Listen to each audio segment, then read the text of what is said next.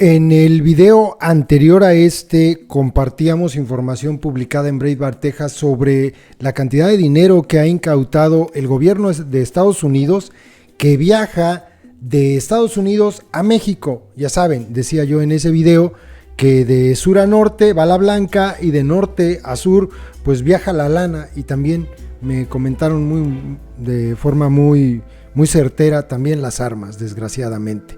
Allí dejaron esos comentarios en el video y tienen razón, también las armas. Y les decía yo en ese video que Jesús Lemus, este periodista mexicano que ya he compartido información aquí de él, publicó en Los Angeles Times el día 14 de este mes, el 14 de septiembre, un texto muy interesante, algo que debería quitarle esa algarabía a López, porque es muy probable que este incremento en las remesas que están dándose en meses de pandemia, algo muy raro, pues no sea solamente del trabajo honrado de nuestros paisas que están allá, que se la parten y le mandan a su familia, sino que el narco esté utilizando y aprovechando estos tiempos de pandemia para lavar dinero, para blanquear su lana y llevarla por medio de remesas a México. Es una cantidad muy grande de dinero, son 30,000 millones de dólares. Comentaba yo allá en el otro video, más o menos el negocio del narcotráfico de México a Estados Unidos representa unos 60,000 millones de dólares al año. La mitad regresa al país, la otra mitad se queda en Estados Unidos. Esa cantidad de dinero está siendo llevada a nuestro país de muchas formas, algunas a granel, como la información que presentaba Breitbart, Texas, que pusimos en el otro video, pero otra parte, una gran mayoría de este dinero está llegando por medio de remesas. Por eso se ha incrementado en un 13% en estos meses tan complicados, según lo que escribe Jesús Lemus en esta columna de Los Angeles Times. Es algo larguita, pero creo que vale la pena leerla toda porque la verdad está muy interesante. El aumento de las remesas en México, dice Jesús Lemus, podría tener un delicado trasfondo. Y luego hace una pregunta en el título de su columna: ¿está el narco usando ese método para blanquear capitales? Susana es empleada de una casa de cambio en Morelia, Michoacán, la tercera ciudad con mayor cantidad de remesas enviadas por trabajadores migrantes en Estados Unidos a sus familias en México. Ella no sabe por qué, pero reconoce que el número de envíos de dinero ha aumentado en forma considerable desde que inició la pandemia de COVID-19. ¿Lo notan? En promedio, en la cadena de casas de cambio para la que trabaja Susana, se ha registrado un incremento de envíos de entre el 7 y 10% cada mes desde marzo hasta agosto de este año. Los montos, estima, también han aumentado en forma considerable, pasando de un promedio de $500 a $800 por cada documento a cobrar, por lo que observa risueña que ahora sí los migrantes están poniendo las pilas. La observación de Susana no es una suposición. Desde el pasado mes de marzo en Morelia, igual que en las ciudades de Tijuana, Puebla, Guadalajara, Culiacán, Oaxaca, León, Zapopan, Monterrey y San Luis Potosí, según lo reconoce el Sistema de Información Económica del Banco de México, ha venido en aumento la cantidad de envíos de dinero que hacen los trabajadores migrantes desde Estados Unidos.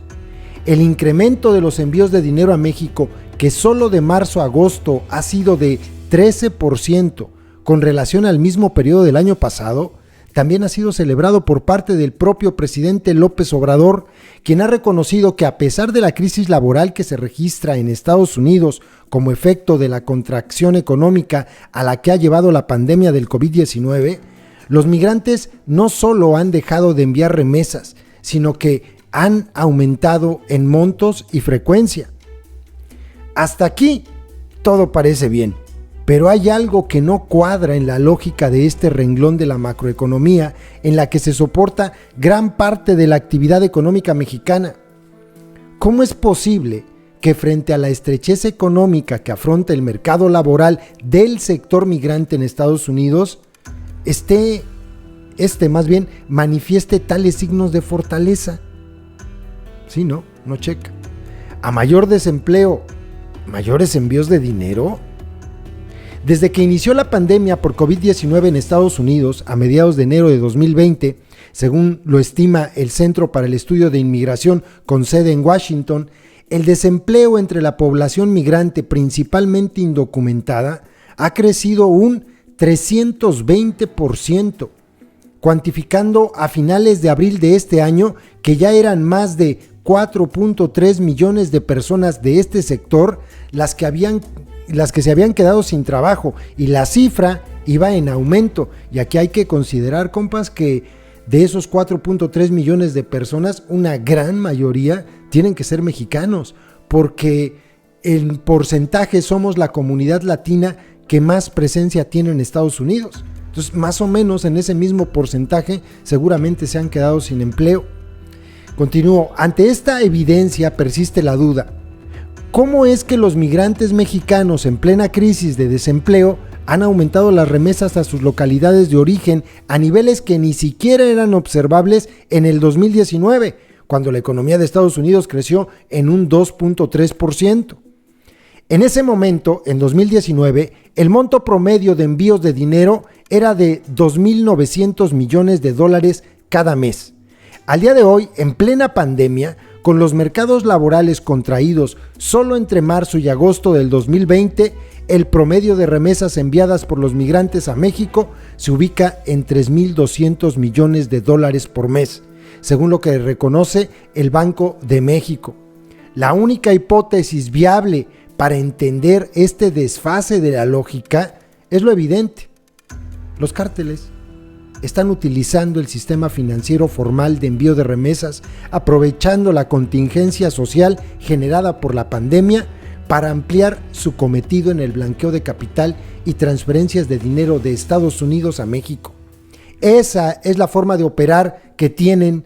Desde México se mandan drogas a Estados Unidos y desde allá se regresa dinero a través de diversos canales, reconoce el doctor en sociología de la UNAM, Edgar Morín, uno de los principales estudiosos del crimen organizado en México y autor, entre otros, del libro Crímenes de Cuello Blanco, publicado por Grijalvo en el año 2019.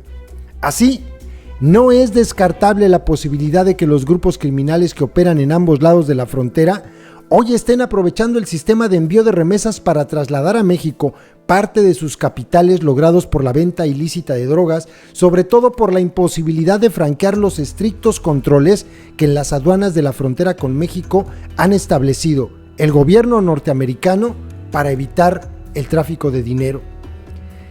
De acuerdo con datos públicos emitidos por el Departamento de Justicia del Gobierno de Estados Unidos, el trasiego de drogas desde México hacia este país genera utilidades en promedio anual por más de 600,000 millones de pesos, más de 28,150 millones de dólares al tipo de cambio actual, dinero que es enviado desde el norte hacia el sur de manera furtiva.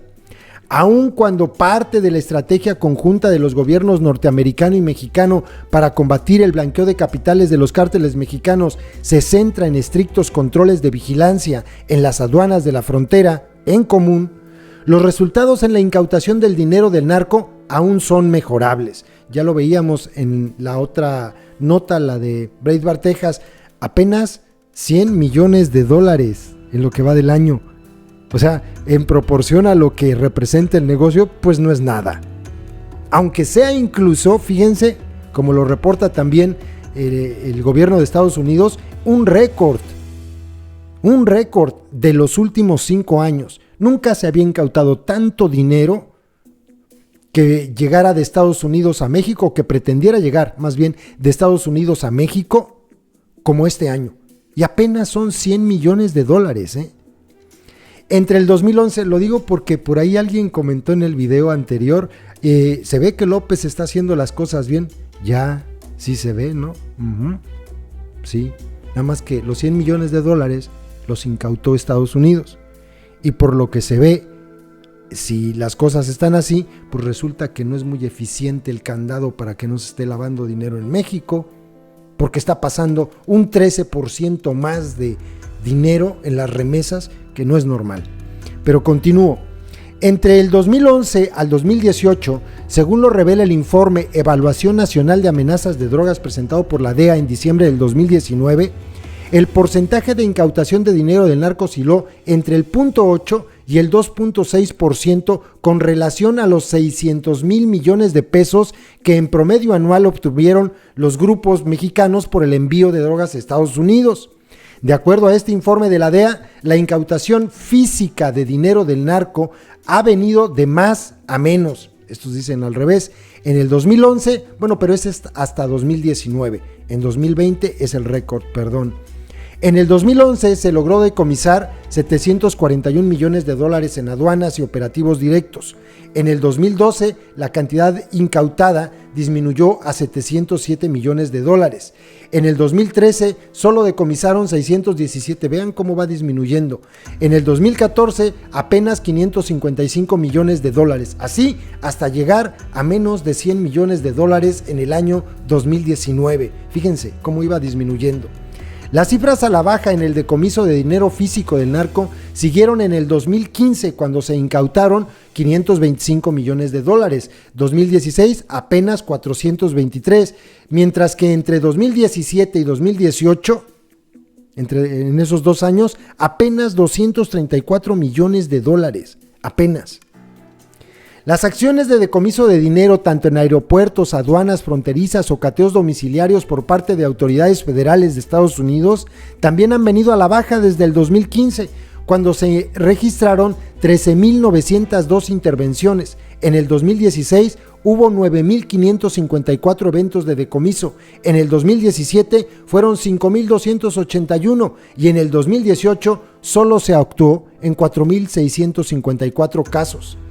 Los estados de la Unión Americana en donde más dinero de narcos se ha decomisado, según reconoce la DEA en su informe referido, fueron California, Nueva York, Texas, Georgia, Florida, Ohio, Arizona, Illinois, justamente donde el CDS, la familia, los Zetas, el de Jalisco y los Arellano mantienen mayor presencia con sus operaciones de trasiego de drogas y lavado de dinero. Manuel, quien pide ser identificado con ese nombre ficticio, es un operador financiero de un grupo que opera en el centro del país. Él reconoce que parte de la estructura de lavado de dinero de su organización se apoya en el sistema financiero formal de envío de dinero de Estados Unidos a México, haciendo pasar las transferencias como remesas de trabajadores migrantes. Esa pantalla para el lavado de dinero, dice, no es nueva. Su grupo, al servicio del cártel, la viene utilizando desde hace por lo menos 3 años. Reconoce que se ha aprovechado la crisis económica por la pandemia que se vive en Estados Unidos para incrementar los envíos de dinero a sus cuentas en México, los que hacen principalmente por transferencias bancarias. Dice que, frente a la adversidad de los decomisos de dinero en Estados Unidos, la empresa no ha tenido otra opción que innovar, transitar a lo moderno. Para la estructura financiera de ese cártel, atrás quedaron los días de pasar millones de pesos a través de las aduanas de Tijuana, Mexicali, Nogales o El Paso, en maletas escondidas, en compartimentos secretos de autos, etc. Ese era un alto riesgo, era un volado al aire en donde, reconoció, se podía perder en unos minutos toda la inversión y el trabajo de meses, con grave afectación a las finanzas del cártel. Por eso se optó a la transición del envío y blanqueo de dinero a través del sistema formal de remesas, lo que le ha dado al cártel muy buenos resultados. ¡Qué barbaridad!, ¿no? ¿Cuándo se va a acabar con esto? Pues nunca. El sistema es simple. Hay un encargado de célula de este cártel que recluta migrantes indocumentados mexicanos en diversas ciudades de los estados de la Unión Americana, en donde tienen presencia como organización. Fijan su objetivo en amas de casa, jóvenes y trabajadores desempleados. Sin violencia de por medio se les ofrece una comisión de entre el 15 y el 20% por cada transferencia que hagan. Siempre los montos de los envíos no son mayores a $1,000 ni menores a $300. Imagínense el ejército que reclutan, En las ciudades de destino, ya en México, los envíos son cobrados también por personas al servicio de este cártel a quienes se les paga el mismo porcentaje de comisión que reciben quienes emiten las órdenes de pago o transferencias bancarias. El movimiento económico finalmente es rentable para el cártel. A cambio de la seguridad y blanqueo del flujo constante de dinero, se termina pagando entre el 30 y el 40%. Es mejor que perder todo el dinero en un decomiso, asegura Manuel. Para este operador financiero del narco, no existe duda de que la técnica de traslado de dinero de Estados Unidos a México que se utiliza su organización criminal es también utilizada por otras organizaciones del narcotráfico en México, pues es una modalidad muy recomendada por asesores financieros que actualmente trabajan tanto para algunos como para otros cárteles con diferentes instituciones bancarias. Y la DEA lo sabe. Las transacciones de los cárteles mexicanos de las drogas hacia el uso de sistemas electrónicos o sistemas bancarios para el envío ilícito de dinero desde el norte hacia el sur no es un tema tabú para la DEA. En su informe Evaluación Nacional de Amenazas de Drogas 2019, esta agencia reconoce que se han producido cambios significativos en el panorama de finanzas ilícitas. Según el propio análisis de la DEA, que reconoce la complejidad en la que ha entrado la lucha contra el blanqueo de capitales, el gobierno norteamericano sabe cómo ahora los cárteles de las drogas, principalmente mexicanos, se están valiendo de métodos virtuales de pago, principalmente transferencias bancarias para la comercialización de drogas desde México. Según se establece en el citado informe de la DEA, los métodos habituales de blanqueo de capitales utilizados para mover los ingresos de las drogas a fuentes de suministro extranjeras normalmente implican una red de corredores de dinero. Y agrega que después de que el gobierno mexicano colocara restricciones a los depósitos en dólares en 2010, los cárteles comenzaron a utilizar depósitos en efectivo y transferencias bancarias. Para poder detener todo esto, no hay más que tocar a los bancos. Pero ahí está el problema. Los bancos son los que mandan. Ahí está el problema. Estoy tratando de acordarme de un caso, a lo mejor ustedes lo recuerdan, me acuerdo de la situación, pero no me acuerdo qué cártel. Pues sí, Miguel Ángel Félix Gallardo. Cuando es detenido, no es cierto, antes que lo detuvieran, él amenazaba al gobierno de México. Y el gobierno de México cedía. Le decía que si él sacaba todo su dinero de los bancos, le provocaba un colapso económico al país. De ese nivel, Él lo decía. Eso lo publicó, me parece que fue, ay Dios mío, estoy volteando a ver, el libro, me parece que fue Ricardo Ravelo. Yo ahí lo leí, me parece. Bueno, también estima la DEA que los cárteles mexicanos envían cada vez más cheques y transferencias a nombre de personas o empresas fachada, por cuyos montos bajos se vuelven cada vez más difíciles de ubicar esas transacciones, resultando de esto un blanqueo discreto y constante del dinero ilícito que deja la comercialización de drogas en Estados Unidos. Las dificultades que reconoce la DEA para dar seguimiento al blanqueo hormiga de capitales del narco quedan claramente expuestas en las cifras oficiales que ofrece el Banco de México a través del Sistema de Información Económica, en donde establece que solo entre mayo y julio de este año, en pleno pico de la pandemia, llegaron a México en forma de remesas, entre mayo y julio, 3 meses, más de 10,512 millones de pesos. Es que se dice bien fácil, pero es un montón de dinero.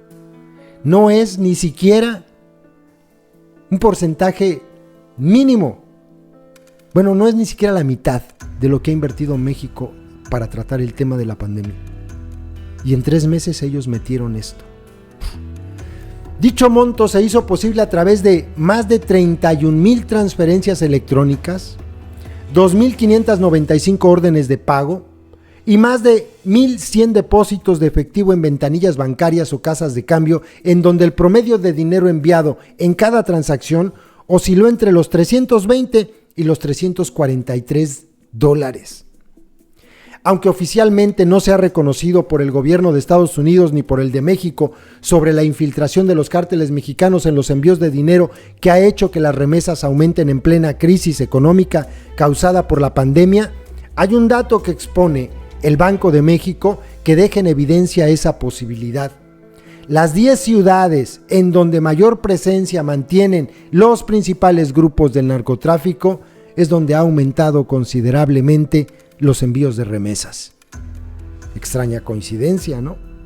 En Morelia, la capital michoacana controlada por los Caballeros Templarios, donde las remesas en promedio semestral durante 2019 fueron de 210 millones de pesos, el monto fue superado entre enero y junio del 2020 a llegar más de 227 millones de pesos. Lo mismo sucede en Tijuana, Baja California, donde es preponderante el CAF, en donde las remesas de 2019 fueron en promedio 240 millones de pesos cada 6 meses. Pero en el primer semestre de 2020 se llegó a la cifra récord de 304 millones de pesos. En Puebla capital, con amplia presencia de Zetas y Jaliscos, se pasó del promedio semestral de 190 millones de pesos en el 2019 a 208 millones de pesos durante el primer semestre de este año. Por su parte, las remesas que recibieron en Guadalajara, la capital de Jalisco, controlada por el Cártel Jalisco Nueva Generación, fueron durante el primer semestre del 2020 de 150 millones de pesos, superando así el promedio semestral del 2019, ubicado en los 110 millones de pesos. En Culiacán, Sinaloa, donde sobra referir la presencia dominante del Cártel de Sinaloa, durante el 2019 el promedio semestral de remesas fue de 90 millones de pesos, pero en el primer semestre del 2020 se alcanzó la cifra récord de 184 millones de pesos, lo doble, ¿no? Igual sucedió en Oaxaca capital, ciudad controlada por el Cártel del Golfo, donde en el 2019 se tuvo un promedio semestral de 120 millones de pesos, pero durante el primer semestre de este año se recibieron más de 150 millones de pesos. En León, la capital industrial de Guanajuato, ciudad en disputa entre varios, ¿no? Jalisco, ahora ya no, bueno, todavía el Cártel del Marro, se pasó del promedio semestral de remesas de 152 millones de pesos en 2019 a 172 millones de pesos en el mismo periodo de este año. En Zapopan, Jalisco, donde también está el Cártel Jalisco, es preponderante, se superó el promedio semestral de remesas de 2019 en 142 millones de pesos para ubicarse en 154 millones de pesos durante el primer semestre del 2020. Me llama la atención, regresándome al tema, si escucharon las cifras con detalle, que el estado donde se duplicó, los otros ha habido incrementos, no sé, de un 10, 15, 20, 30%, pero donde se duplicó fue en Sinaloa. Esto habla del gran poder corruptor que tiene y la gran posibilidad de juntar a un ejército de personas en Estados Unidos que les ayuden a blanquear dinero, del Cártel de Sinaloa, no cabe duda, tienen mucho, mucho poder. Por lo que hace a Monterrey y San Luis Potosí, donde la presencia de Golfos y Zetas es dominante, también se superó el primer semestre del 2020 el monto de remesas promedio del año anterior. En Monterrey se pasó de 122 a 140 millones de pesos, mientras que en San Luis Potosí se alcanzó un monto de 147 millones de pesos en el primer semestre del 2020 frente a los 137 millones que en promedio se venían captando. Pero si hay narco o no detrás de las remesas de los migrantes, eso poco interesa al ciudadano común. Por lo pronto, el dinero que llega de Estados Unidos es el mejor soporte que tienen miles de familias en México para encarar la crisis de la pandemia.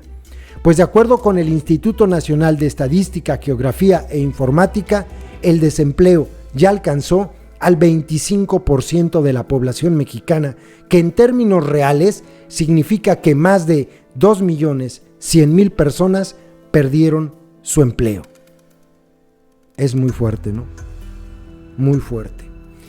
Pues bueno, esta es la nota de Jesús Lemus, es algo muy revelador de lo que puede estar ocurriendo y pues yo no sé si López va a seguir presumiendo esto, pero es en lugar de ser un éxito, porque ya de por sí no es un éxito que presuma las remesas, por favor. Podría presumir el empleo y la generación de ingresos y de recursos en nuestro país, pero las remesas, la gente que está en Estados Unidos no se va, la gran mayoría por gusto, sino porque su país no le ofrece oportunidades. Punto. Entonces, en lugar de presumirlo, pues debería darle vergüenza y ponerse a ver qué hacemos con esto. ¿Dónde está el de la unidad de inteligencia financiera? Porque se ve que le están metiendo un gol de un 13% más solamente pues en este primer semestre del año, ¿no? A partir de la pandemia. ¿Dónde está, no? Mientras no toquen a los bancos, esto no va a acabar. Lo hemos repetido muchas veces. Para los que llegan y preguntan, pues ¿tú qué propones? Porque ya ven que así habla, ¿no? Esto, tocar a los bancos. En cuanto le quiten el dinero a los grupos de la delincuencia organizada, creo que el problema va a empezar a bajar. Es muchísimo dinero. Ahí se los dejo, compas. Saludos.